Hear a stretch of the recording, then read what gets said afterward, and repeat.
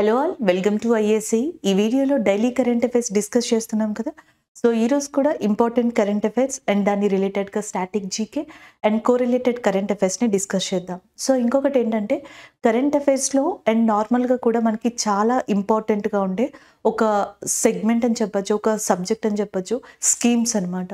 అది కొన్ని స్టేట్స్ మనకి స్టార్ట్ చేస్తూ ఉంటాయి అండ్ కరెంట్ అఫైర్స్ పరంగా, లేకపోతే సెంట్రల్ ఇస్తూ ఉంటుంది. అయితే చాలా ఎగ్జామ్స్లో ఈవెన్ అది ఎస్ఎస్సి, ఐబీ, గ్రూప్స్, బ్యాంకింగ్ ఏదైనా సరే గవర్నమెంట్ యొక్క స్కీమ్స్, ఎస్పెషల్లీ సెంట్రల్ స్కీమ్స్ ఏవైతే ఉన్నాయో అవి చాలా ఇంపార్టెంట్ ప్రిపరేషన్లో.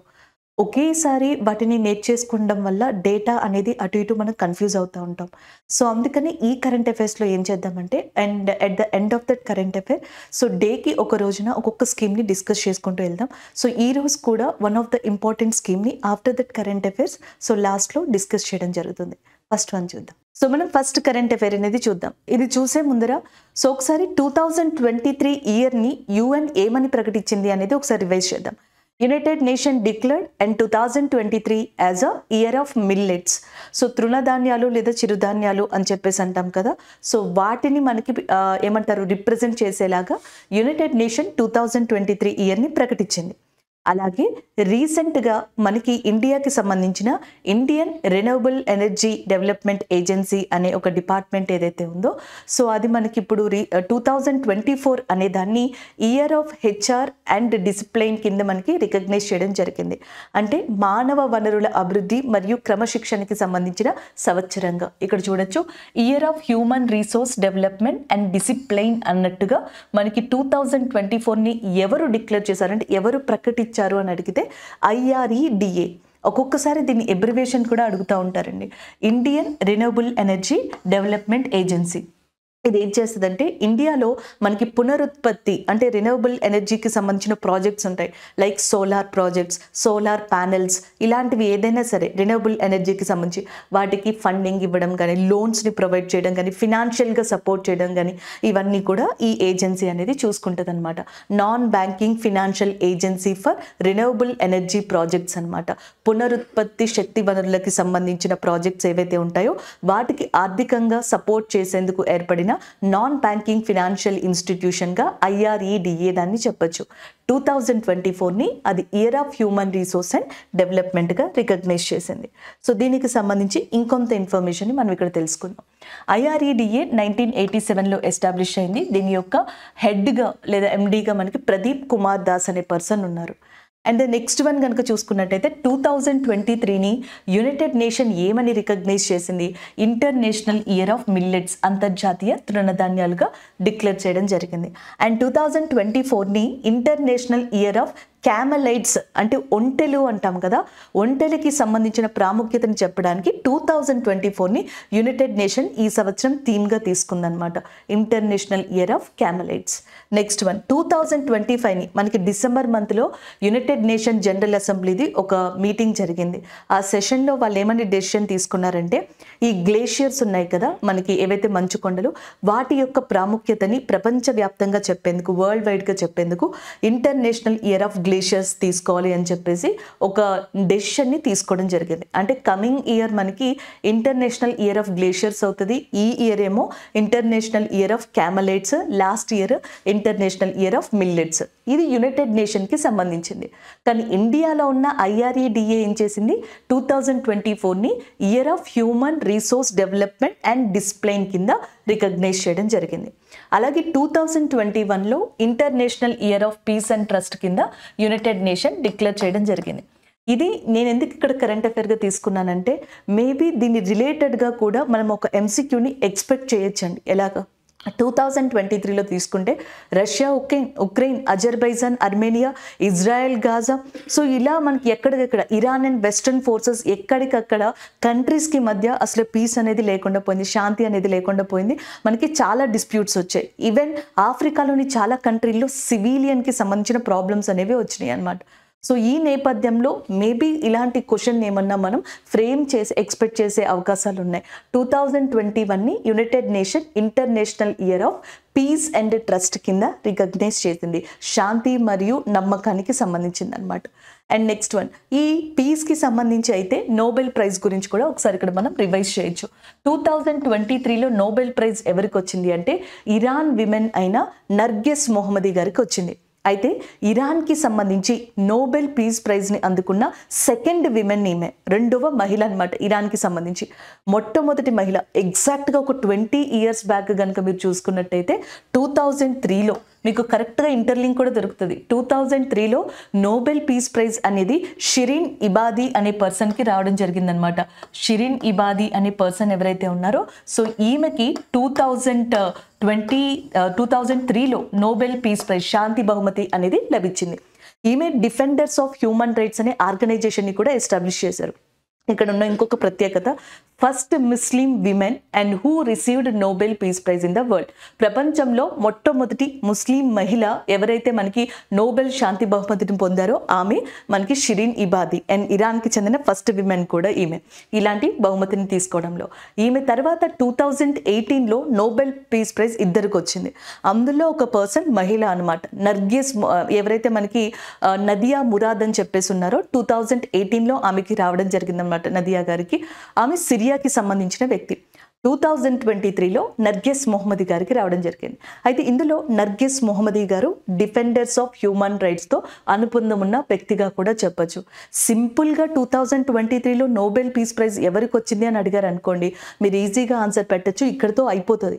కాకపోతే ఇక్కడి నుంచి ఏమైనా ఎంసీక్యూస్ని డిఫరెంట్గా ఇక్కడి నుంచే మనకి తీసుకొని ఏది కరెక్ట్ ఏది రాంగ్ అని అడిగితే మాత్రం ఈ ఇన్ఫర్మేషన్ అనేది మీకు బాగా యూజ్ అవుతుంది. ఇండియా నుంచి గతంలో మదర్ తెరిసా గారు, దాని తర్వాత 2014 ఆ ప్రాంతంలో కైలాష సత్యార్థి గారు పాకిస్తాన్కి సంబంధించిన మలాలా గారితో కలిపి నోబెల్ పీస్ ప్రైజ్ అనే దాన్ని కూడా రిసీవ్ చేసుకోవడం జరిగింది. ఈ కరెంట్ అఫైర్ అనేది మనకి చాలా ఇంపార్టెంట్ అండి. ఇక్కడి నుంచి మనం చాలా ఎక్స్పెక్ట్ చేయొచ్చు కూడా, ఈవెన్ జీకే పరంగా కూడా. ఎందుకంటే ఇరాన్ అనే కంట్రీ ఉంది చూసారా, ఇది డిఫరెంట్ టైంలో డిఫరెంట్ టైం పీరియడ్లో మనకి కరెంట్ అఫైర్స్లో ఎక్కువ కనిపించింది. చాలామంది అడుగుతూ ఉంటారు 2023 కరెంట్ అఫైర్స్ ఏం చదవాలి ఓవరాల్గా. సో ఇట్లా చూసుకుంటా పోతే మీకు చాలా వరకు పోర్షన్ కంప్లీట్ అయిపోతుంది. ఇరాన్ క్యాపిటల్ టెహరాన్, ఇరాన్ యొక్క ప్రెసిడెంట్గా ఇబ్రహీం రైజీ ఉన్నారు. సో అలాగే నెక్స్ట్ వచ్చేటప్పటికి ఇరాన్కి సంబంధించిన ఇంకొక మహిళ ఉన్నారు, ఆమె పేరు అమీనీ. సో మహాసా అమీనీ అని చెప్పేసి వస్తుంది. అమీనీ గారు 2022లోనే చనిపోవడం జరిగింది. ఈమెకి హ్యూమన్ రైట్స్ ప్రైజ్ని 2023లో ఇచ్చారనమాట. సో హిజాబ్కి సంబంధించిన ఇష్యూలో ఆమె చనిపోయారు.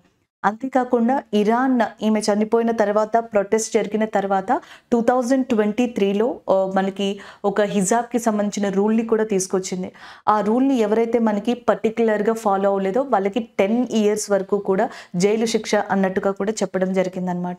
సో కాబట్టి ఇరాన్ని బేస్ చేసుకుని మరి ఇరాన్ SCO షాంఘై కోఆపరేషన్ ఆర్గనైజేషన్లో న్యూ మెంబర్, అలాగే బ్రిక్స్లో కూడా న్యూ మెంబర్గా రాబోతుంది. ఇన్ని ఓన్లీ కేవలం ఇరాన్ చుట్టూ ఉన్నాయి. కాబట్టి మేబీ మనం ఎట్లాంటి కరెంట్ అఫైర్ని ఎలాంటి క్వశ్చన్ ఫ్రేమ్లో ఎక్స్పెక్ట్ చేయొచ్చు అనేది మనం గెస్ చేయలేం. కాకపోతే ఈ కంటెంట్ అంతా మన దగ్గర పెట్టుకుంటే డైరెక్ట్గా క్వశ్చన్ ఇచ్చినా లేదా ఇండైరెక్ట్గా క్వశ్చన్ ఇచ్చినా ఆన్సర్ చేయొచ్చు. సో ఇక్కడ ఇయర్ గురించి కరెంట్ అఫైర్ అనేది వచ్చింది కాబట్టి జస్ట్ ఈ రోజు current affair year of HRD and discipline, దీనిని Indian Renewable Energy and Development Agency అనేది రికగ్నైజ్ చేసిందని గుర్తుపెట్టుకోండి. అండ్ నెక్స్ట్ ఎవరికైతే కరెంట్ అఫైర్స్ని మనకి ప్రాక్టీస్ చేయాలని ఉందో లేకపోతే రివైజ్ చేయాలని ఉందో సో వాళ్ళకి ఈ ఇన్ఫర్మేషన్ అనేది మనకి యూజ్ అవుతుంది. మీరు నోట్స్ కింద కూడా ప్రిపేర్ చేసుకోవచ్చు. సో ఇక్కడ ఉన్న మనకి current affair one liner current అఫైర్గా గుర్తుపెట్టుకుంటే చాలు, బట్ హిస్టారికల్ పరంగా మీకు చాలా బాగా యూజ్ అవుతుంది ఈ concept. The first female teacher of India, భారతదేశంలో మొట్టమొదటి మహిళా ఉపాధ్యాయురాలుగా కూడా మనం భావించే వ్యక్తి సావిత్రిబా పూలే గారు. సావిత్రిబా పూలే గారు ఆమె యొక్క జన్మదినోత్సవం అనేది మనకి Jan 3rd రికగ్నైజ్ చేయబడింది అనమాట. సో అందుకని చెప్పేసి ఒకసారి ఈమెకి సంబంధించి ఏదైతే ఇంపార్టెంట్ పాయింట్స్ ఉన్నాయో అలాగే న్యూస్ రిలేటెడ్గా ఉందో ఒకసారి అది చూద్దాం. సావిత్రిబాయి పూలే గారు అండ్ స్వతహాగా మహారాష్ట్ర ప్రాంతానికి సంబంధించిన వ్యక్తి. ఇలాంటి పర్సనాలిటీస్ ఎవరైనా కనిపిస్తే మనకి స్టేట్ అడుగుతూ ఉంటారండి, అది గుర్తుపెట్టుకోవాల్సి ఉంటుంది. అలాగే మనకి ఇండియాలో ఒక పాపులర్ ఫ్రీడమ్ ఫైటర్ అని చెప్పొచ్చు అండ్ ఎస్పెషల్లీ సోషల్ రిఫార్మర్, సంఘ సంస్కర్తగా పేరుగాంచిన ఎవరైతే జ్యోతిబా పూలే గారు ఉన్నారో జ్యోతిబా పూలే గారి వైఫ్ ఈమె సావిత్రిబా పూలే గారు. అండ్ ద నెక్స్ట్ వన్, ఈమె చాలా బుక్స్ రాశారు. కావ్య ఫూలే 1854లో రాయడం జరిగింది. 1892లో భవాన్ కాశీ సుబోధ రత్నాకర అనే బుక్ని కూడా రాసి ఉన్నారు. అలాగే నెక్స్ట్ సత్యశోధక సమాజ్, దీన్ని ఎస్టాబ్లిష్ చేసింది జ్యోతిబా పూలే. అయితే జ్యోతిబా పూలే గారు చనిపోయిన తర్వాత నెక్స్ట్ దీనిని ముందుకు తీసుకెళ్లిన వ్యక్తి సావిత్రిబా పూలే గారు. And next one, native female school అనే దాన్ని పూణే మహారాష్ట్రలో ఎస్టాబ్లిష్ చేశారు. సో నెక్స్ట్ మనకి ఎవరైతే మనకి పసిపిల్లలు ఉంటారు చూసారా ఫీమేల్స్, వాళ్ళని అప్పుడు పుట్టగానే చంపేసే వాళ్ళంట. అండ్ కొంత టైం పీరియడ్ బ్యాక్ ఇండియాలో అలా కాకుండా ఉండేలాగా వాళ్ళని రక్షించుకునేలాగా, సో ఎస్పెషల్లీ దానికోసం అని చెప్పేసి బాల హత్య ప్రతిబంధక గృహ అనే దాన్ని ఎస్టాబ్లిష్ చేసిన మహిళ మనకి సావిత్రిబా పూలే గారు. సో కాబట్టి ఇది హిస్టారికల్ పరంగా మీకు యూజ్ అవుతుంది. అండ్ సబ్జెక్ట్ పరంగా జాన్ థర్డ్న ఆమె యొక్క బర్త్ యానివర్సరీ. ఇండియాలో ఇలాంటి సోషల్ రిఫార్మర్స్ చాలా మంది ఉన్నారు. ఎగ్జాంపుల్కి మీకు యూజ్ అవుతుంది అన్నట్టుగా కొన్ని ఇక్కడ ఇచ్చాను. ఆలీగర్ మూమెంట్ అనేది మనకి సయ్యద్ అహ్మద్ ఖాన్ స్టార్ట్ చేశారు. సేమ్ ఇలాగే మనకి ముస్లిమ్స్కి సంబంధించి ఆ కమ్యూనిటీలో ఒక డెవలప్మెంట్ అనేది తీసుకురావడానికి. యంగ్ బెంగాల్ మూమెంట్ అనే దాన్ని మనకి ఎవరైతే హెన్రీ లూయిస్ వివాన్ ఉన్నారో సో ఆయన స్టార్ట్ చేశారు. సత్యశోధక సమాజ్ జ్యోతిబా పూలే గారు స్టార్ట్ చేశారు. ఆర్య సమాజ్ దయానంద సరస్వతి గారు. అండ్ బ్రహ్మ సమాజ్ రాజారావు మోహన్ రాయ్ గారు. సో కొత్తగా స్టార్ట్ చేసే వాళ్ళకి అండ్ ప్రిపరేషన్ ఇది చాలా బాగా యూజ్ అవుతుంది. ఆల్రెడీ చదివి ఉన్న వాళ్ళకి ఒక రివిజన్ ఇచ్చినట్టు ఉంటుంది. సో దీంట్లో సత్యశోధక సమాజ్ ఏదైతే ఉందో జ్యోతిబా పూలే గారు స్థాపిస్తే దానిని వాళ్ళ యొక్క వైఫ్ అయిన మనకి ఎవరైతే సావిత్రిబా పూలే గారు ఉన్నారో ఆమె ముందుకు తీసుకెళ్ళడం జరిగింది. అండ్ స్వతహాగా మహారాష్ట్రకి సంబంధించిన వ్యక్తి ఈమె. అండ్ మహారాష్ట్రలో వచ్చేటప్పటికి చీఫ్ మినిస్టర్గా ఏక్నాథ్ షిండే గారు ఉన్నారు. అది ఒకటి గుర్తుపెట్టుకోవాల్సి ఉంటుంది. అలాగే రీసెంట్గా నావీ డే సందర్భంగా మహారాష్ట్రలో ఛత్రపతి శివాజీ గారి యొక్క విగ్రహాన్ని ఆవిష్కరించింది ప్రైమ్ మినిస్టర్ నరేంద్ర మోదీ గారు. సో ఇది ఓవరాల్గా ఈ కరెంట్ అఫైర్కి సంబంధించింది. నెక్స్ట్ కరెంట్ అఫైర్ స్పోర్ట్స్ రిలేటెడ్గా చెప్పొచ్చు. Scottish squash junior inter regional championship. So మనకి Scottish squash junior inter regional championship అంటే స్క్వాష్ గేమ్కి సంబంధించింది 2023 ఛాంపియన్షిప్ అనమాట. రీసెంట్గా ఇది ఎక్కడ జరిగిందంటే స్కాట్లాండ్ యొక్క ఏదైతే క్యాపిటల్ ఉందో ఈడెన్బర్గ్, అక్కడ మనకి దీనిని నిర్వహించడం జరిగింది. అయితే ఈ ఛాంపియన్షిప్లో మనకి విమెన్ అండర్ 19 అనే కేటగిరీలో ఇండియాకి సంబంధించిన అన్హాంత్ సింగ్ ఎవరైతే ఉన్నారో ఈమె టైటిల్ని గెలుచుకోవడం జరిగింది. దానికి సంబంధించిన కరెంట్ అఫైర్ ఇది స్పోర్ట్స్కి సంబంధించింది. వన్ లైనరే అలా గుర్తుపెట్టుకోండి. Squash junior inter regional championship ఏదైతే ఉందో సో దీనిలో మనకి అండర్ 19 విమెన్ కేటగిరీలో అన్హాత్ సింగ్ గారు ఈ టైటిల్ని గెలుచుకోవడం జరిగింది. అంతకు ముందరే ఈ పర్సనే సేమ్ ఈమె 2023లో నేషనల్ స్క్వాష్ ఛాంపియన్షిప్ని కూడా గెలుచుకున్నారు. నేషనల్ స్క్వాష్ ఛాంపియన్షిప్ 2023ని కూడా గెలుచుకున్నది మనకి విమెన్స్ కేటగిరీలో అన్హాత సింగర్గా చెప్పొచ్చు అనమాట. అండ్ ద నెక్స్ట్ వన్, ఒకసారి ఈ స్క్వాష్ గేమ్కి సంబంధించిన ఇంపార్టెంట్ ఇన్ఫర్మేషన్ చూడండి.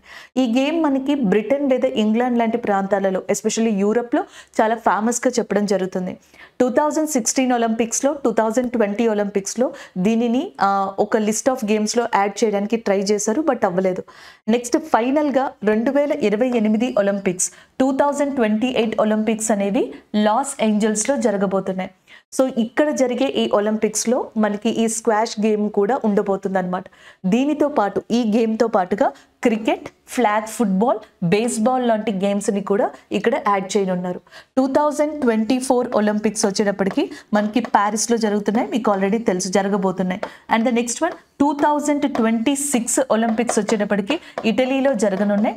అండ్ 2028 ఒలింపిక్స్ వచ్చేటప్పటికి Los Angeles, 24 Paris, 26 Italy and 28 Los ఏంజల్స్లో జరగనున్నాయి. ఇది గుర్తుపెట్టుకోండి. సో నెక్స్ట్ కరెంట్ అఫైర్ ఒక ఇనాగ్రేషన్కి సంబంధించింది, బట్ మనం ఇంకొన్ని కరెంట్ అఫైర్స్ని రివైజ్ చేయొచ్చు ఇక్కడ. Union health minister Mansukh Mandaviya Lay's foundation stone for the NCDC regional branch. So మనకి ఏదైతే ఎన్సిడిసికి సంబంధించిన ప్రాంతీయ శాఖలు ఉన్నాయో వాటికి సంబంధించిన ప్రారంభాన్ని అండ్ శంకుస్థాపనని రీసెంట్గా కేంద్ర ఆరోగ్య శాఖ మంత్రి అయిన మన్సుఖ్ మాండవ్య గారు చేశారనమాట. దానికి సంబంధించిన కరెంట్ అఫైర్ ఇది. ఇక్కడ ఎన్సిడిసి అంటే అర్థం national Centre for Disease control. ఒక్కొక్కసారి కొన్ని ఎగ్జామ్స్లో ఎబ్రివేషన్ అడుగుతారు, చూసుకోండి. National Centre for Disease control అనేది దాని యొక్క ఎబ్రివేషన్ అనమాట. సో ఇప్పుడు మనకి 9 అదర్ స్టేట్స్, సో ఢిల్లీ కాకుండా 9 అదర్ స్టేట్స్లో దీనికి సంబంధించిన మెయిన్ బ్రాంచెస్ని ఏర్పాటు చేశారనమాట.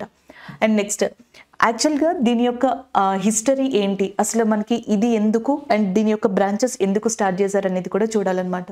ఇండియాలో మనకి కమ్యూనికేబుల్ డిసీజెస్ అని చెప్పేసి ఉన్నాయి. అంటే మనకి నార్మల్గా సంక్రమించే వ్యాధులు ఉంటాయి కదా ఒకరి నుంచి ఒకరికి, లైక్ అది కోల్డ్, మనకి మలేరియా కావచ్చు, లేకపోతే నెక్స్ట్ ఇంకా డిఫరెంట్ కైండ్ ఆఫ్ డిసీజెస్ అనమాట, లైక్ ఎయిడ్స్ కావచ్చు, అలాంటివి రాకుండా ఉండేందుకు, అలాంటి కమ్యూనికేబుల్ డిసీజులు ఏవైతే ఉన్నాయో వాటిని ప్రివెంట్ చేసేందుకు, అరికట్టేందుకు national and centre for Disease control అనేది ఏర్పడింది. ఇప్పుడు దీని శాఖలు 9 రాష్ట్రాలలో ప్రారంభించబోతున్నారు. అందులో కొన్నిటికి మనకి మన్సుఖ్ మాండవ్య గారు ఫౌండేషన్ని ప్రారంభించడం జరిగిందనమాట. యాక్చువల్గా 1909లో సెంట్రల్ మలేరియా బ్యూరో అని చెప్పేసి ఉండేది. ఏది ఇండియాకి ఇండిపెండెన్స్ రాకముందరే కేంద్ర మలేరియా బ్యూరో అని చెప్పేసి మనకు ఒకటి ఉండేది. హిమాచల్ ప్రదేశ్లోని కసౌలీలో దీన్ని ప్రారంభించారు. అయితే 1938లో ఈ సెంట్రల్ మలేరియా బ్యూరో అనే నేమ్ని మలేరియా ఇన్స్టిట్యూట్ ఆఫ్ ఇండియా కింద చేంజ్ చేశారు. And after that, 1963, again its name has changed, National Institute of Communicable Disease. చూడండి, 1909లోనేమో సెంట్రల్ మలేరియా బ్యూరో కింద ఉండేది, 1938లోనేమో మలేరియా ఇన్స్టిట్యూట్ ఆఫ్ ఇండియా కింద మార్చారు, 1963లోనేమో National Institute of Communicable Disease కింద మార్చారు. దాని తర్వాత 2009లో ఈ నేమ్ని National Centre for Disease Control కింద మార్చారనమాట. సో ఇప్పుడు దాని శాఖలే ఆయన ప్రారంభించడం జరిగింది. అదే ఇక్కడ కరెంట్ అఫైర్. అలాగే మలేరియా విషయానికి వస్తే వరల్డ్ హెల్త్ ఆర్గనైజేషన్ ఉంది కదా, ప్రపంచ ఆరోగ్య సంస్థ, దీని యొక్క హెడ్ క్వార్టర్స్ వచ్చేటప్పటికి జెనీవాలో ఉంది. ఇది మనం చాలాసార్లు డిస్కస్ చేసుకున్నాం. World Health Organization every year కూడా ప్రపంచ ఆరోగ్య దినోత్సవం, వరల్డ్ హెల్త్ డే అనే దాన్ని April 7న రికగ్నైజ్ చేస్తుంది. అయితే ఈ వరల్డ్ హెల్త్ ఆర్గనైజేషన్ ఏదైనా ఒక డిసీజ్కి సంబంధించి ఒక కంట్రీ పర్టిక్యులర్ పీరియడ్ ఆఫ్ టైంలో ఏ కేసెస్ని గనక రిజిస్టర్ చేసుకోకపోతే, అంటే రాకపోతే గనక ఫ్రీ సర్టిఫికేషన్ అనేది వాటికి ఇవ్వడం జరుగుతుంది. అలాగే 2023లో కొన్ని కంట్రీస్కి World Health Organization free malaria certification ఇవ్వడం జరిగింది. సో అలాంటి ఇచ్చిన కంట్రీల్లో ఒకటి అజర్బైజాన్ అనే కంట్రీ. దీని గురించి మనం ఆల్రెడీ గతంలో డిస్కస్ చేసుకున్నాం, ఇదే కరెంట్ అఫైర్, అజర్బైజాన్. అండ్ ఇంకొకటి వచ్చేటప్పటికి తజికిస్తాన్ అనే కంట్రీ అనమాట. అండ్ ఇంకొకటి వచ్చేటప్పటికి బిలైజ్ అని చెప్పేసి ఇంకొక కంట్రీ ఉందన్నమాట దాన్ని. సో అజర్బైజాన్, తజికిస్తాన్, బిలైజ్ అని చెప్పేసి ఇంకొక కంట్రీ ఏదైతే ఉందో, సో ఈ 3 కంట్రీలకి 2023లో World Health Organization free malaria సర్టిఫికేషన్ని కూడా ఇవ్వడం జరిగింది. So this is all about this current అఫైర్గా చెప్పొచ్చు. సో నెక్స్ట్ కరెంట్ అఫైర్ ఒక ఫ్రీడమ్ ఫైటర్, అది కూడా విమెన్ ఫ్రీడమ్ ఫైటర్కి సంబంధించింది. అండ్ విమెన్ ఫ్రీడమ్ ఫైటర్స్ అన్నా, లేకపోతే మనకి ఈ బ్రిటిషర్స్ని ఎదిరించిన క్వీన్స్ అన్నా వెంటనే గుర్తొచ్చేది ఝాన్సీ లక్ష్మీబాయి గారు. ఝాన్సీ లక్ష్మీబాయి గారు తర్వాత మనకి సౌత్ పార్ట్ ఆఫ్ ఇండియా, దక్షిణ భారతదేశంలో లైక్ తమిళనాడు, కర్ణాటక లాంటి ప్రాంతాలలో కూడా క్వీన్స్ ఎవరైతే ఉన్నారో కొంతమంది, వాళ్ళు బ్రిటిషర్స్ని చాలా ధైర్యంగా ఎదుర్కొన్నారు. సో వాళ్ళల్లో కర్ణాటకకి సంబంధించిన కిట్టూరి చెన్నమ్మ అనే పర్సన్, తమిళనాడుకి సంబంధించిన రాణి వేలు నచియార్ అనే పర్సన్, ఈమె చాలా పాపులర్ అండి. రాణి వేలు నచియార్ అనే పర్సన్ స్వతహాగా తమిళనాడు ప్రాంతానికి సంబంధించిన క్వీన్ అనమాట. ఈమె బ్రిటిషర్స్కి వ్యతిరేకంగా పోరాడిన వనితగా కూడా చెప్తారు. సేమ్ జాన్ 3న ఈమె యొక్క బర్త్ యానివర్సరీ సందర్భంగా ఎగ్జాక్ట్గా మనకి రీసెంట్గా prime minister of India Narendra Modi గారు తమిళనాడుని విజిట్ చేశారు కదా. సో అప్పుడు ఈమె విగ్రహానికి సంబంధించి కావచ్చు, ఈమె యొక్క ఇంపార్టెన్స్ని కావచ్చు, దీని అంతటిని కూడా ఒకసారి గుర్తు చేసుకోవడం జరిగింది prime minister of India Narendra Modi గారు. అయితే ఇక్కడ ఒకసారి చూడండి, ఈమెకి ఇంకొక పేరు కూడా ఉంది, వీర మాంగై అనే పేరు. ఈ పేరుని మనం ఆల్రెడీ విన్నాం, కానీ ఈ పర్సన్ ఇంపార్టెన్స్ మనం చెప్పుకోలేదు ఆ టైంలో. ఖేలో ఇండియా యూత్ గేమ్స్ అని చెప్పేసి ఉన్నాయి. 2023లో ఇండియా అచీవ్మెంట్స్ ఏవైతే ఉన్నాయో, అది చంద్రయాన్ 3 కావచ్చు, ఏషియన్ గేమ్స్ కావచ్చు, ఏషియన్ పారా గేమ్స్ కావచ్చు. సో ఇలాంటి అచీవ్మెంట్స్లో ఆసియా క్రీడలు, ఏషియన్ గేమ్స్ అనేవి ప్రముఖ పాత్ర వహిస్తాయి అన్నమాట. ఏషియన్ గేమ్స్, ఏషియన్ పారా గేమ్స్ ఇవన్నీ కూడా చైనాలోనే జరిగాయి. అయితే ఈ ఏషియన్ గేమ్స్లో ఇండియా ఓవరాల్గా 107 పథకాలని గెలుచుకుంటే, ఏషియన్ పారా గేమ్స్లో ఇండియా 111 111 పథకాలు గెలుచుకుంది. సో ఇప్పటి వరకు ఇండియా ప్రపంచ ఛాంపియన్షిప్స్లో ఓవరాల్గా ఇలాంటి మైల్ స్టోన్ని తీసుకురాలేదు, దాటలేదు కూడా. అయితే ఇలాంటివి రావడానికి కారణంగా ఇప్పుడు government of India sports ministry ఏం చెప్తున్నారంటే, ఖేలో ఇండియా లేకపోతే నేషనల్ స్పోర్ట్స్ గేమ్స్ ఇవన్నీ కూడా మనకి ప్లేయర్స్కి చాలా ఎక్కువ స్ట్రెంగ్త్ ఇచ్చాయి, యూజ్ అయ్యాయి అని చెప్తున్నారు. సో దీంట్లో అచీవ్మెంట్లో వన్ ఆఫ్ ద పార్ట్ దేనికి ఉంటుంది అంటే Khelo India youth games. Khelo India youth games 2023 ఎక్కడ జరిగాయండి? ఇవి మధ్యప్రదేశ్లోని భూపాల్లో జరిగాయి. ఇది 5th Khelo India youth games అన్నమాట. నెక్స్ట్ ఈ సంవత్సరం 2024లో ఖేలో ఇండియా యూత్ గేమ్స్ అనేవి ఎక్కడ జరగబోతున్నాయి అంటే దట్ ఈస్ నథింగ్ బట్ మనకి Tamil Nadu area 6th Khelo India games అన్నమాట. దీనికి మాస్కట్ సింబల్ వీరమాంగై, పైన చూడండి వీరమాంగై. సో ఈమెనే మాస్కట్గా సింబల్గా పెట్టడం జరిగిందనమాట. సో ఈ రెండు సింక్ చేసుకుని మనం చదువుకోవచ్చు కరెంట్ అఫైర్ కింద.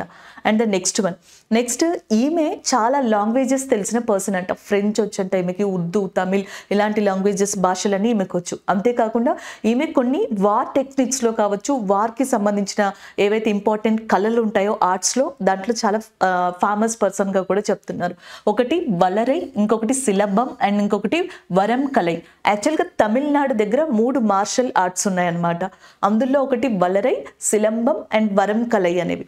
ఇందులో ఈ 2 ఉన్నాయి చూసారా, వలరై, సిలంబం, ఈ రెండిట్లో కూడా ఈ వీరమాతంగై అనే పర్సన్ చాలా ఫేమస్గా చెప్తున్నారు, మంగై అనే పర్సన్. అంతేకాకుండా ఇప్పుడు ఈ సిలంబం అనే దాన్ని మనకి ఖేలో ఇండియా యూత్ గేమ్స్లో కూడా తీసుకోవడం జరుగుతుంది. ఇది మనకి ఇంపార్టెంట్గా చెప్పొచ్చు. అలాగే తమిళనాడు రీసెంట్గా మనం కరెంట్ అఫైర్స్లో చూసాం అండ్ డిస్కస్ చేసుకున్నాం కూడా. దానికి కారణం తిరువల్లూరు స్టాట్యూ. 2023లో తిరువల్లూరు అనే ఫేమస్ పోయెట్ ఎవరైతే ఉన్నారో తమిళనాడులో, ఆయన యొక్క విగ్రహాన్ని ఫ్రాన్స్లో ఎస్టాబ్లిష్ చేయడం జరిగింది. And the next one Tiruchirappalli అని చెప్పేసి ఉందన్నమాట తమిళనాడులో. ఇక్కడ ఎయిర్పోర్ట్ ఏదైతే ఉందో ఆ ఎయిర్పోర్ట్లోని న్యూ టెర్మినల్ని ప్రైమ్ మినిస్టర్ నరేంద్ర మోదీ గారు రీసెంట్గా ప్రారంభించారు. అంతేకాకుండా తమిళనాడుకి సంబంధించిన ప్రముఖ నటుడు అండ్ కెప్టెన్ విజయకాంత్ గారు రీసెంట్గా మరణించడం జరిగింది. ఒబిచరీస్లో ఉన్నారు. ఆయన యాక్టరే కాకుండా పొలిటీషియన్ కూడా. అండ్ తమిళనాడులోని Kudankulam nuclear power plant, Kalpakkam ఏవైతే ఉన్నాయో అవన్నీ కూడా సైంటిఫికల్గా మనకి చాలా ఇంపార్టెంట్ ప్లేసెస్గా చెప్పొచ్చు అనమాట.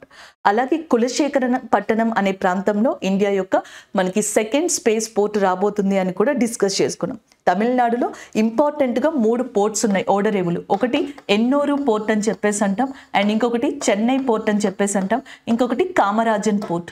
ఈ 3 పోర్ట్స్లో కూడా 2023లో న్యూస్లో ఉన్న పోర్ట్ ఏది అంటే ఎన్నూరు పోర్ట్ అని చెప్పొచ్చు. ఈ ఎన్నూరు పోర్ట్కి కొంచెం దగ్గరలోనే మనకి ఆయిల్ స్పిల్ అనేది కూడా జరిగింది, క్రూడ్ ఆయిల్ స్పిల్. అదేదైతే చమురు ఉంటుందో దాని లీకేజ్ అనేది సంబంధించిన న్యూస్ ఎన్నూరు పోర్టుకి దగ్గరలో ఏర్పడినట్టుగా కూడా వచ్చిందనమాట. సో తమిళనాడులో ఆల్మోస్ట్ చాలా సంవత్సరాల తర్వాత ఒక వే ఆఫ్ హై ఫ్లడ్స్, వరదలు అనేవి కూడా రీసెంట్గా మనం చూడడం జరిగింది. This is all about Tamil Nadu అండి. అండ్ తమిళనాడుకి సంబంధించిన ఇన్ఫర్మేషన్ని కూడా నిన్న కరెంట్ అఫైర్స్లో డిస్కస్ చేసాం. సో అక్కడ జస్ట్ మీరు రాణి వేలు నచియార్ గారికి సంబంధించిన ఈ ఇన్ఫర్మేషన్ని రాసుకుంటే సరిపోతుంది. సో ఇక్కడ కరెంట్ అఫైర్ చూడండి. What was the primary field of Ved Prakash Nanda and who passed away recently? So మనకి రీసెంట్గా వేద్ ప్రకాష్ నందా అనే పర్సన్ చనిపోయారు. ఆయన ఏ ఫీల్డ్కి సంబంధించిన వ్యక్తి? ఆప్షన్ ఏ హ్యూమన్ రైట్స్, మానవ హక్కులు. ఆప్షన్ బి ఇంటర్నేషనల్ లాకి సంబంధించిన పర్సన్. అండ్ నెక్స్ట్ అంతర్జాతీయ చట్టాలకు సంబంధించి. ఫిలిం ఇండస్ట్రీకి సంబంధించి none. So answer international law. యాక్చువల్గా ఈయన ప్రొఫెసర్ అండి, ప్రొఫెసర్ ఇన్ ఇంటర్నేషనల్ లా యూనివర్సిటీగా చెప్పొచ్చు అనమాట. సో ఆయన రీసెంట్గా చనిపోయారు కాబట్టి ఆప్షన్ బి అనేది కరెక్ట్ ఆన్సర్ అవుతుంది. అలాగే వీటితో పాటుగా చాలామంది ఉన్నారు. ఇందాక మనం చెప్పుకున్నామే కెప్టెన్ విజయకాంత్ గారు ఎవరైతే ఉన్నారో, సో కెప్టెన్ విజయకాంత్ గారు కూడా చనిపోవడం జరిగింది. ఫిలిం ఇండస్ట్రీకి సంబంధించిన పర్సన్గా చెప్పొచ్చు. అలాగే హ్యూమన్ రైట్స్కి సంబంధించి human rights day December 10th తీసుకురావడం జరిగింది. ఇలాంటివన్నీ గుర్తుపెట్టుకోవాలి. ఒకవేళ మీకు గుర్తుండదు అనుకుంటే నేను ఇక్కడ మీకు నోట్స్ ఇచ్చాను, ఒకసారి ఇక్కడ చూసుకోవచ్చు. సో ఎవరికైతే గుర్తుండదో ఒకసారి ఈ నోట్స్ గుర్తుపెట్టుకోండి, సరిపోతుంది. వేద్ ప్రకాష్ గారు వచ్చేటప్పటికి 2018లో ఆయనకి పద్మభూషణ్ అనే అవార్డు వచ్చింది, అది గుర్తుపెట్టుకోవాలి. ఎందుకంటే ఈ మధ్యన ఎస్ఎస్సి లాంటి ఎగ్జామ్స్లో ఏదైనా పర్సన్ చనిపోతున్నా లేకపోతే ఏదైనా పర్సన్ న్యూస్లో ఉన్నా ఆ పర్సన్కి Padma Bhushan award, Padma Shri award, Nobel prize, Bharat Ratna ఇలాంటిది ఏమన్నా వచ్చిందా అని కూడా అడుగుతూ ఉన్నారు. ఒకసారి చూసుకుంటూ ఉండండి. అండ్ ద నెక్స్ట్ వన్, ఈయనకి 2008లో Padma Bhushan award literature and education, సాహిత్యం మరియు విద్యకి సంబంధించి వచ్చిందండి. అండ్ నెక్స్ట్ కొలారోడోలో ఉన్న ఒక యూనివర్సిటీ, ఇంటర్నేషనల్ లా యూనివర్సిటీ ఏదైతే ఉందో, సో అందులో ప్రొఫెసర్గా ఉన్నారు. నెక్స్ట్ వన్, సో ఇక్కడ ఇంటర్నేషనల్ లా అంటున్నాం కాబట్టి జీకే పరంగా అది యూజ్ అవుతుంది. ఇంటర్నేషనల్ క్రిమినల్ కోర్ట్ అంటాం ICC, international Court of justice అంటాం.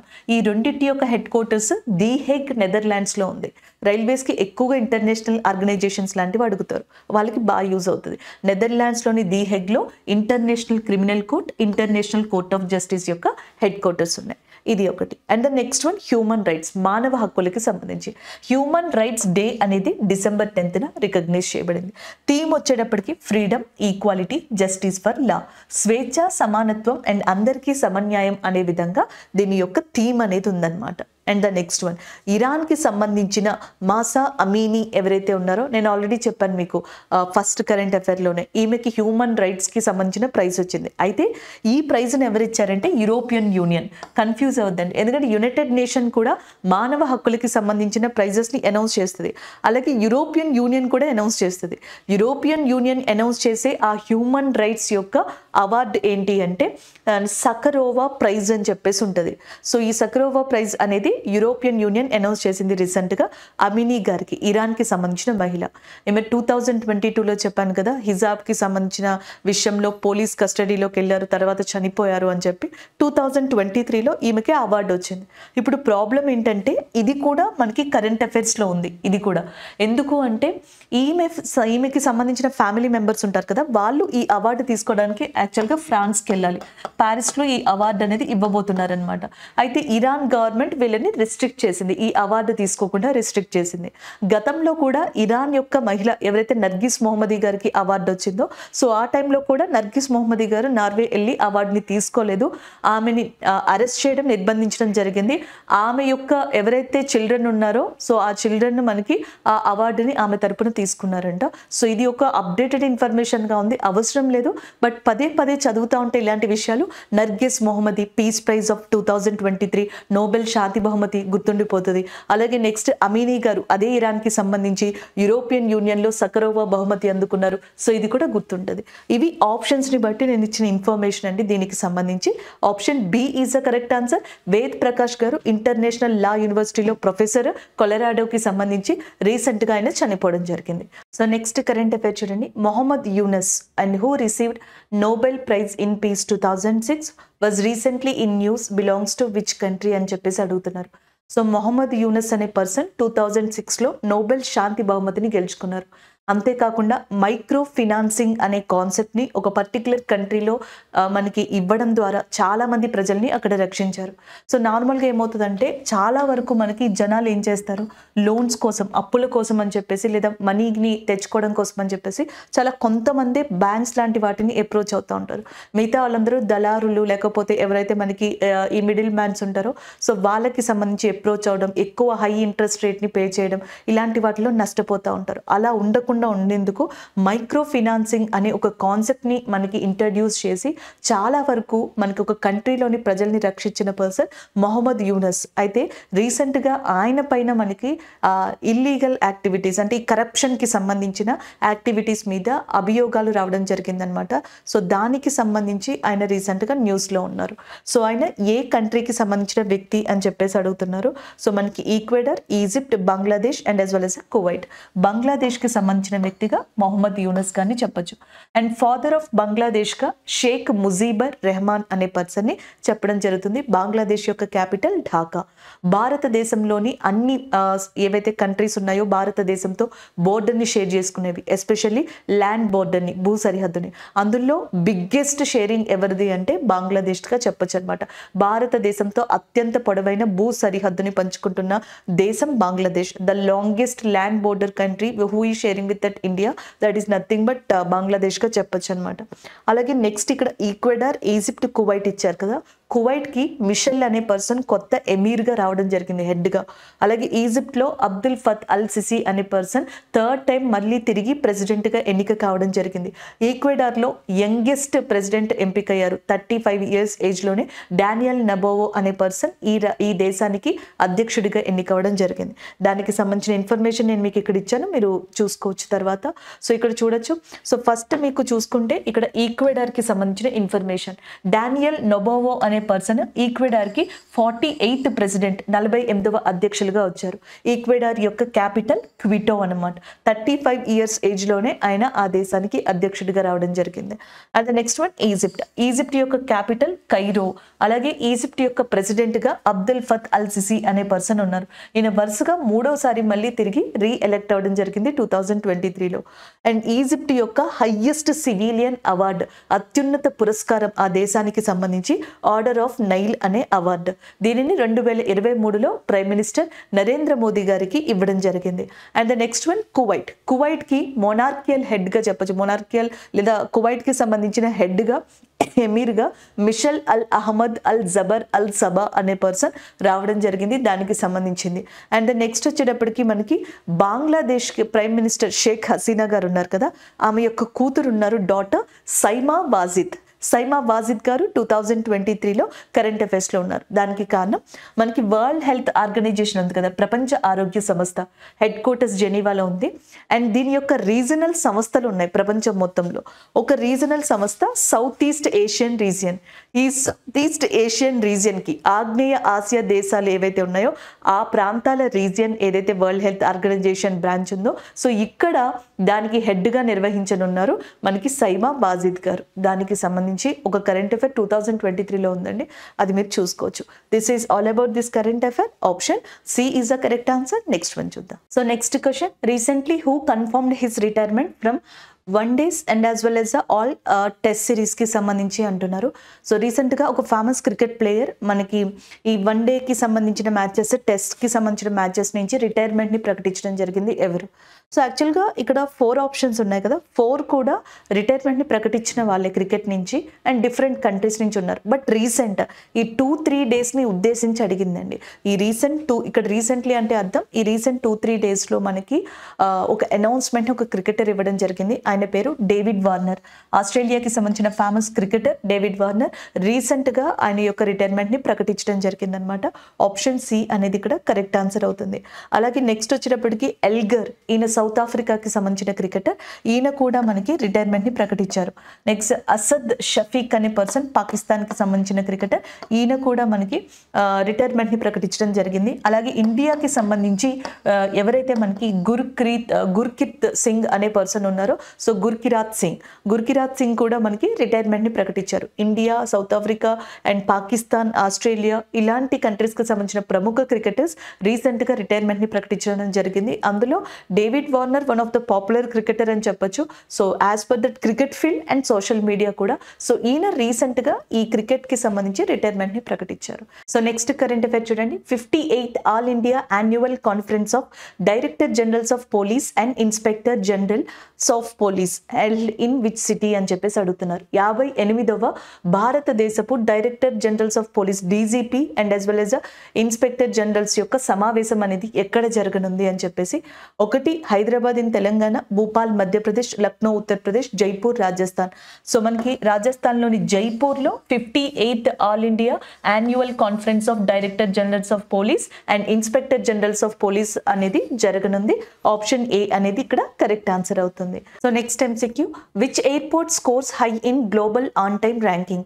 సో మనకి రీసెంట్గా గ్లోబల్ ఆన్ టైమ్ ర్యాంకింగ్లో ఏ ఎయిర్పోర్ట్స్ అనేవి మనకి హై స్కోర్ని చూపించాయి, ఆన్ టైమ్ స్కోర్ని చూపించాయని అడుగుతున్నారు. So Hyderabad Bengaluru, Chennai Bengaluru, Delhi Hyderabad, all of the above. So Hyderabad and Bengaluru airports ఏవైతే ఉంటాయో, సో ఇవి మనకి గ్లోబల్ ఆన్ టైమ్ దాంట్లో హై ర్యాంక్స్లో ఉన్నాయి, టాప్ స్కోర్ని చేశాయి. ఆప్షన్ ఏ అనేది ఇక్కడ కరెక్ట్ ఆన్సర్ అవుతుంది. సో నేను ఆల్రెడీ స్టార్టింగ్లో చెప్పాను కదా, వీడియో స్టార్టింగ్లో మీకు కరెంట్ అఫైర్స్, స్టాటిక్ జీకే, MCQస్తో పాటుగా సో ఈ రోజు నుంచి మనం ఒక్కొక్క స్కీమ్ని డిస్కస్ చేస్తూ వెళ్దాం. స్కీమ్స్ అనేవి like SSC, GD, CGL, intelligence bureau, railway exams, groups, even bank PO ఎగ్జామ్స్కి సంబంధించిన ఇంటర్వ్యూస్లో కూడా జనరల్గా స్కీమ్స్ రిలేటెడ్గా అడుగుతూ ఉంటారు కొన్ని క్వశ్చన్స్ని. సో కాబట్టి ఒకేసారి నేర్చేసుకునే కన్నా వీక్లో డైలీ ఇట్లా ఒక్కొక్క స్కీమ్ని నేర్చుకుంటే 1 వీక్లో మనం 6 to 7 ఓవరాల్గా కొన్ని ఒక 5 స్కీమ్స్ని నేర్చుకుంటాం. అంటే మనం ఆల్మోస్ట్ 1 మంత్లో కంప్లీట్గా స్కీమ్స్ మీద ఒక గ్రిప్ని తెచ్చుకోవచ్చు అనమాట. ఓవరాల్గా మనకి ఇంపార్టెంట్ స్కీమ్స్, సెంట్రల్ రిలేటెడ్, ఏదైనా స్టేట్ ఏదైనా అచీవ్మెంట్ చేస్తే దానికి సంబంధించింది అలా నేర్చుకోవచ్చు. దీంట్లో ఈరోజు మనం డిస్కస్ చేసేది ప్రధానమంత్రి ముద్రా యోజన. ప్రధానమంత్రి ముద్రా యోజన అనే దాన్ని 2015లో స్టార్ట్ చేశారు. ఏదైనా స్కీమ్కి ఇప్పుడున్న ఇంపార్టెన్స్ ఏంటంటే ఇయర్ అనేది తెలియాలండి, ఎప్పుడు స్టార్ట్ అయింది అనేది. 2015లో ఎస్పెషల్లీ లోన్స్ అనమాట. చిన్న వ్యాపారులు ఉంటారు చూసారా, సో మ్యానుఫ్యాక్చరింగ్ సెక్టర్ ఎక్కువగా మనకి తయారీ రంగం కావచ్చు, సో ప్రాసెసింగ్ సెక్టర్, ఇలాంటి వాళ్ళు ఏదైనా వ్యాపారం ప్రారంభించాలంటే బిజినెస్ కోసం చేసుకోవాలనుకుంటే ముద్రా లోన్స్ని పొందొచ్చు అనమాట. అండ్ నార్మల్గా కూడా బ్యాంక్స్ లోన్స్ ఇస్తాయి. నార్మల్ లోన్స్ తీసుకున్నప్పుడు ఏమవుతుంది, కోలేటరల్ అవసరం అవుతుంది, అంటే సెక్యూరిటీని మనం పెట్టి లోన్ తెచ్చుకోవాలి. కానీ ముద్రా యోజనకి ఎవరైతే ఎలిజిబుల్ అవుతారో సో వాళ్ళు ఎలాంటి సెక్యూరిటీని పెట్టక్కర్లేదన్నమాట. థర్డ్ పార్టీ అవసరం లేదు, ఎలాంటి సెక్యూరిటీ కోలేటరల్స్ అవసరం లేకుండా లోన్ని పొందొచ్చు ఒకవేళ అర్హులై ఉంటే. ఏజ్ 18 నుంచి 65 అని జనరల్గా ఇవ్వడం జరిగింది అనమాట. ఈ మధ్యలో ఉన్న వాళ్ళు మనకి పర్టిక్యులర్ క్వాలిఫికేషన్స్ని క్రైటీరియాని మీట్ అయిన తర్వాత ఈ లోన్ని పొందొచ్చు. ముద్ర అంటే ఇక్కడ definition micro units development refinance agency limited. అది దీని యొక్క మనకి అబ్రివేషన్గా ఉంది, అది మీరు చూసుకోవచ్చు. ఈ ముద్రా యోజన కింద 3 టైప్స్ ఆఫ్ లోన్స్ ఉంటాయి. ఒకటి శిశు, 2 కిషోర్, 3 తరుణ్. శిశు లోన్ కేటగిరీలో 50,000 వరకు మాత్రమే ఇస్తారు. ఒకవేళ కిషోర్ లోన్ కేటగిరీ అయితే 5 lakhs వరకు ఇస్తారు. అదే కనుక తరుణ్ లోన్ అయితే 10 lakhs వరకు, అంటే మినిమం 50,000 నుంచి అండ్ మాక్సిమం 10 లక్షల వరకు కూడా దీంట్లో మనం లోన్ని పొందొచ్చు, బట్ డిఫరెంట్ కేటగిరీస్లో అనమాట. నెక్స్ట్ వన్, ఈ ఏదైతే వీటికి సంబంధించిన ఇన్ఫర్మేషన్ కావాలి అంటే ఉద్యమి మిత్ర పోర్టల్ అని చెప్పేసి ఉంటుంది. సో దాంట్లో దీనికి సంబంధించిన ఇన్ఫర్మేషన్ మొత్తాన్ని కూడా గవర్నమెంట్ ఆఫ్ ఇండియా పొందుపరిచింది. అలాగే నెక్స్ట్ రీసెంట్ అప్డేట్స్ చూసుకుంటే రాజస్థాన్ దాదాపుగా 81 లక్షల లోన్స్ని ముద్రా యోజన కింద ఇచ్చిందంట. అందులో 52 lakhs ఎస్పెషల్లీ విమెన్ ఎంటర్ప్రెన్యూర్స్కి ఇచ్చినట్టుగా కూడా చెప్తున్నారు. అండ్ నెక్స్ట్ వచ్చేటప్పటికి 2016 అంటే 15లో స్టార్ట్ చేశారు కదా, 16-17లో అగ్రికల్చర్, యాక్చువల్గా అగ్రికల్చర్ అని కాదండి, జస్ట్ మీకు తెలుస్తుందని మెన్షన్ చేశాను. అగ్రికల్చర్ కాదు, ఫుడ్ ప్రాసెసింగ్ యూనిట్స్ ఉంటాయి కదా, ఫుడ్ ప్రాసెసింగ్ యూనిట్స్ లాంటి వాటికి సంబంధించి అప్పుడు ఎక్కువగా లోన్స్ నడిచాయంట ముద్రా యోజనకు సంబంధించి. 17-18లో ట్రాక్టర్స్, వెహికల్స్ ఏవైతే ఉంటాయో వాటికి సంబంధించి ఇలా మనకి ముద్రా యోజనలో ఒక్కొక్కసారి ఒక్కొక్క పర్టికులర్ పర్పస్కి హ్యూజ్ అమౌంట్ ఆఫ్ లోన్స్ అనేవి మనకి రీసెంట్గా పొందుతూ రావడం జరిగింది చాలా వరకు ఇండియాలో. సో ఇది ప్రధానమంత్రి ముద్రా యోజనకి సంబంధించిన ఇన్ఫర్మేషన్. ఎప్పుడు స్టార్ట్ చేశారనేది ఇంపార్టెంట్, డెఫినేషన్ అనేది ఇంపార్టెంట్, అబ్రివేషన్, దాని తర్వాత టైప్స్ ఆఫ్ లోన్స్ ఏవైతే ఉంటాయో అవి కూడా, అండ్ నెక్స్ట్ దానికి సంబంధించిన ఏవైనా అప్డేషన్స్ ఉంటే ఒకసారి అప్డేషన్స్ని ఇక్కడ చూడొచ్చు అనమాట. ఇది ప్రధానమంత్రి ముద్రా యోజనకి సంబంధించిన ఒక బేసిక్ ఇన్ఫర్మేషన్గా చెప్పొచ్చు. ఈరోజు ఏవైతే కరెంట్ అఫైర్స్ మనం డిస్కస్ చేసామో వాటి రివ్యూ చూద్దాం. First one, year of human resource development and discipline, మానవ వనరుల అభివృద్ధి మరియు క్రమశిక్షణకి సంబంధించిన సంవత్సరం 2024ని రికగ్నైజ్ చేస్తున్నామంటుగా మనకి రీసెంట్గా ప్రకటించడం జరిగింది. అది కూడా ఏదైతే మనకి IREDA అని చెప్పేసిందో, రెన్యూవబుల్ ఎనర్జీ డెవలప్మెంట్ ఏజెన్సీ, అది అనౌన్స్ చేసింది. దానికి సంబంధించింది సావిత్రిబా పూలే గారి యొక్క బర్త్ యానివర్సరీ. సో దాని సందర్భంగా ఆవిడికి సంబంధించిన ఇంపార్టెంట్ ఇన్ఫర్మేషన్ని మనం డిస్కస్ చేసాం.